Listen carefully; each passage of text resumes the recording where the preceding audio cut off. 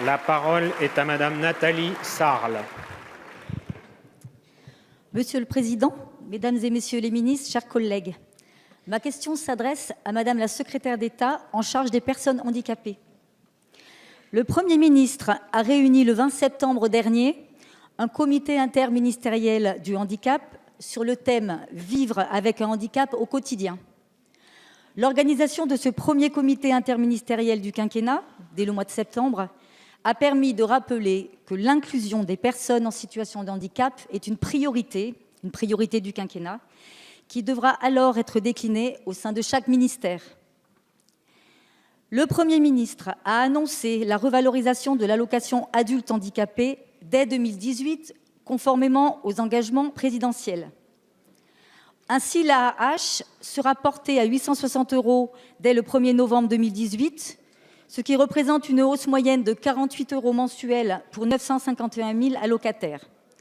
Elle passera ensuite à 900 € au 1er décembre 2019. Cette mesure de solidarité très forte représentera une hausse de 11 % en 2 ans, soit l'équivalent d'un 13e mois, si l'on peut dire, d'allocation, et donc une augmentation de pouvoir d'achat conséquente. Pour autant, le Premier ministre a également annoncé que cette revalorisation serait accompagnée d'une simplification de certains dispositifs connexes.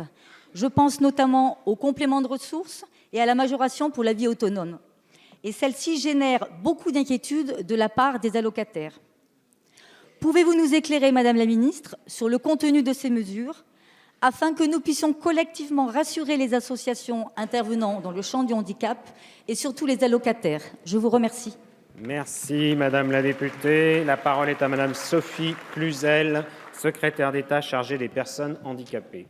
Monsieur le Président, Mesdames et Messieurs les députés, Madame la députée, vous me donnez l'occasion de revenir devant vous pour vous parler d'une priorité, en effet, du quinquennat, le handicap et la mise en œuvre de l'engagement du Président de la République, afin de lutter contre la pauvreté subie de personnes auxquelles le handicap empêche une pleine activité et surtout soutenir par la solidarité nationale ceux qui en ont le plus besoin. Cet engagement est-il tenu? Oui, absolument. Vous l'avez indiqué, il s'agit d'une hausse sans précédent de l'AAH que nous mettons en œuvre. Elle viendra porter en 2 ans le revenu minimal social à 900 € par mois. Oui, cette revalorisation est bien un investissement de plus de 2,5 milliards d'euros sur le quinquennat que fait la Nation au profit de la participation des personnes en situation de handicap pour leur permettre une vie plus digne, plus libre, en inclusion. Et l'engagement de la simplification aussi est tenu. Nous allons rapprocher, je dis rapprocher, non pas aligner, les règles de calcul de l'allocation pour les couples, trop différentes de celles des autres minima. J'entends dire de ce fait que les couples seraient exclus de la réforme, que 230 000 bénéficiaires vont voir leurs droits stagner. C'est faux. Plus de 150 000 bénéficiaires en couple vont bénéficier pleinement de la revalorisation. Cela va représenter pour eux un gain de 180 € par mois. Le niveau de revenu garanti à un couple reste, ce faisant, strictement préservé et stable à la hauteur de 1 620 € au-dessus du seuil de pauvreté. Alors oui, certains couples dont le revenu est supérieur ne bénéficieront pas de la même façon. C'est précisément conforme à l'esprit de cette mesure que d'aider le plus ceux qui en ont le plus besoin.